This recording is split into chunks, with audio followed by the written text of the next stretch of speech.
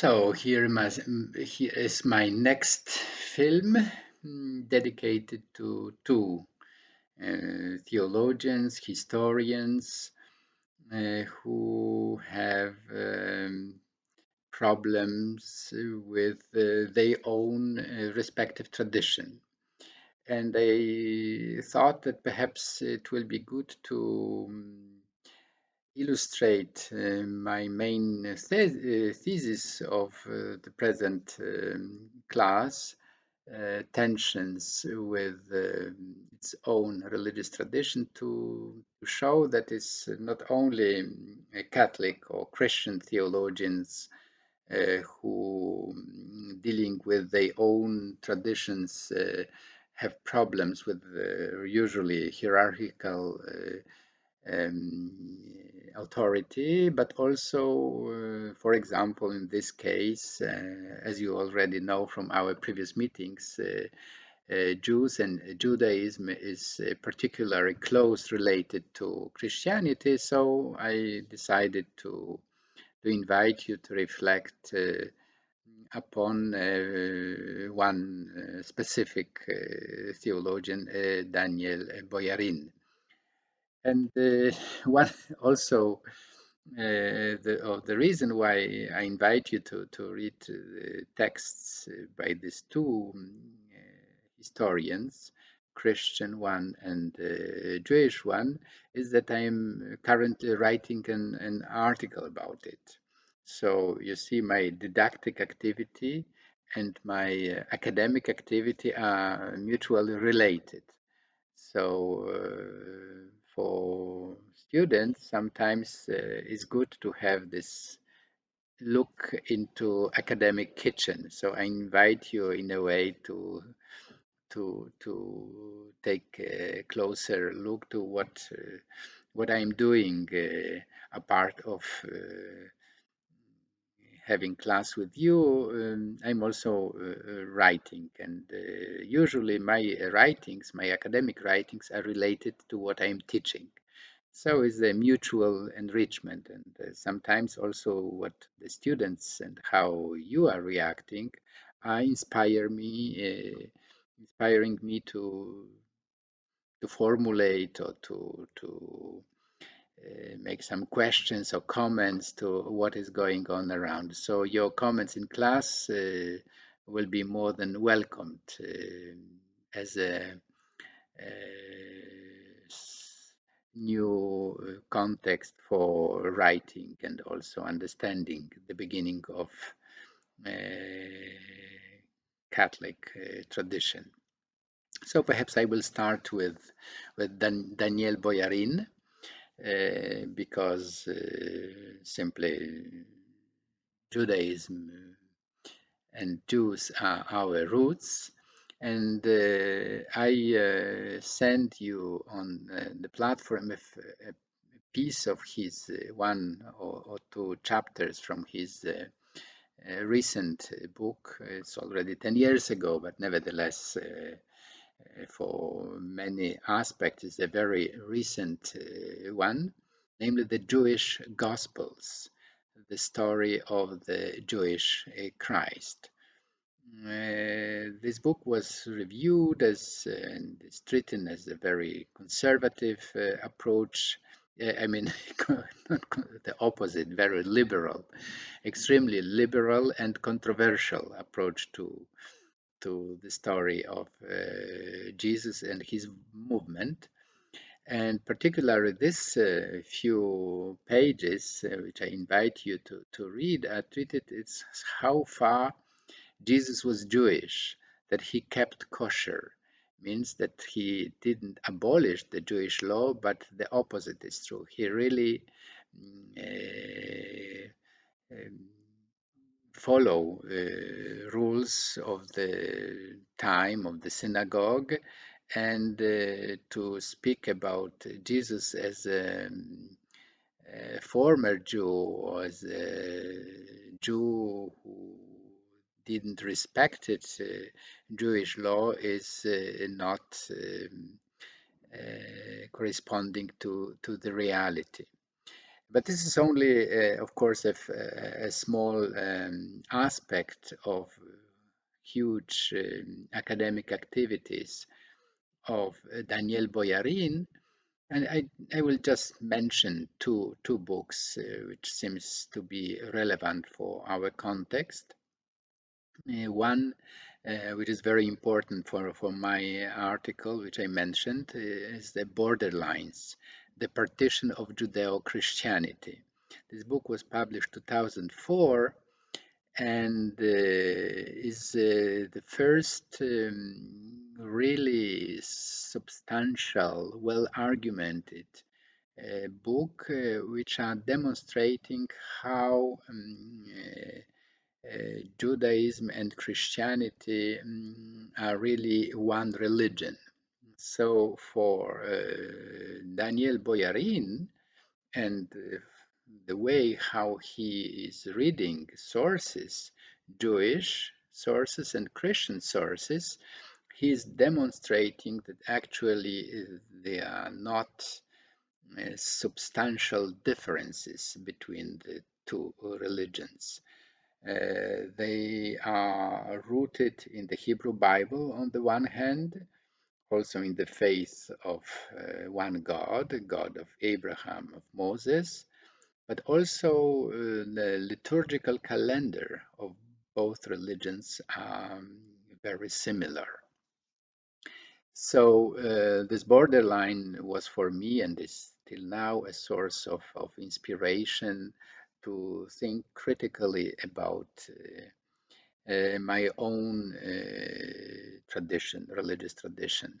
But what is important that Boyarin, in his approach to the past, to the beginning of rabbinic Judaism and the Christianity, is criticized by both, by Jews who are not happy. I mean, rabbis, theologians are not happy with his blurring borders, that Jewish identity become less clear to them. Why to be identified with Christians? For many Jews, to be a Jew means to not to be a Christian, not to believe in Jesus as the Messiah, not to believe in the New Testament as the inspired, revealed text, and so on and so on. And also for many Christians, to be a Christian means to be not to be a Jew, to reject the Jewish law, to reject the synagogue, etc., etc. So many Christians are unhappy with foundings of Daniel's Boyarin because they are saying that actually he is like appropriating or taking from us Jesus. And I think this is very interesting to see how respective communities are not happy with historians. And as in different contexts, which I mentioned in my previous film, Charles Curran is faced with the opposition of his authority, Pope Paul VI, John Paul II, and many conservative bishops, etc., etc., because he is accepting anti-conception, because he has a liberal approach toward abortion, and so on and so on. So here we have a different moment when a historian who even learned Greek language in order to understand exactly what Gospels are saying, what letters of Paul are saying. He wrote a special book on uh, Paul of Tarsus, or Saint Paul, in Christian tradition, in order to demonstrate how similar these two communities are. So this is Daniel Boyarin. Why I send you also an very, I think, dense and a little bit difficult, perhaps, academic text essay by Andres Runesson, who is not a Catholic, but a Protestant theologian, and he's even not an American, but from Norway. He's dean of the theological faculty in Oslo. But nevertheless, one American nun, Sister Mary Boyce, when I asked her about the historians or theologians who wrote about in the spirit of Daniel Boyarin, she suggested me to read exactly Andres Runesson.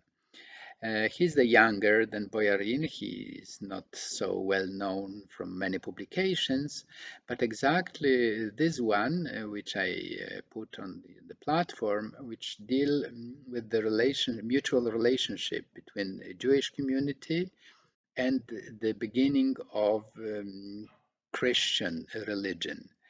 And I think that Runesson is not so happy with Boyarin, that Boyarin is actually demonstrating that it's not the difference between Judaism and Christianity, the both religions are actually the one religion. For him, it's very important to look carefully what contributed to final separation of these two communities. And he is offering some graphics which are very illuminating. In a way, they were very illuminating for me, how it happened. So you see a different approach. It's not a Jew, Boyarin is Orthodox Jew, but who is preoccupied to demonstrate that actually Christianity is natural consequences or outcome of Jewish roots. For Ransom, as a Christian theologian or Christian historian, the very important is to to analyze, to see which elements in the history of first, second, third, fourth, and fifth century decided that finally we have two different religions. But it was a long process. So for Runesson, it's not so important to demonstrate that the both religions are one religion, but is to demonstrate which elements, sociologically speaking, historically speaking, politically speaking, contributed to this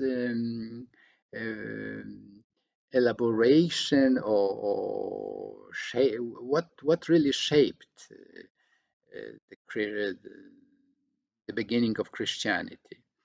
And I would argue that in both studies, which I encourage you to read, we actually are invited as readers, because most of you, as we already know, are not so much interested in defending or attacking Christianity or Judaism.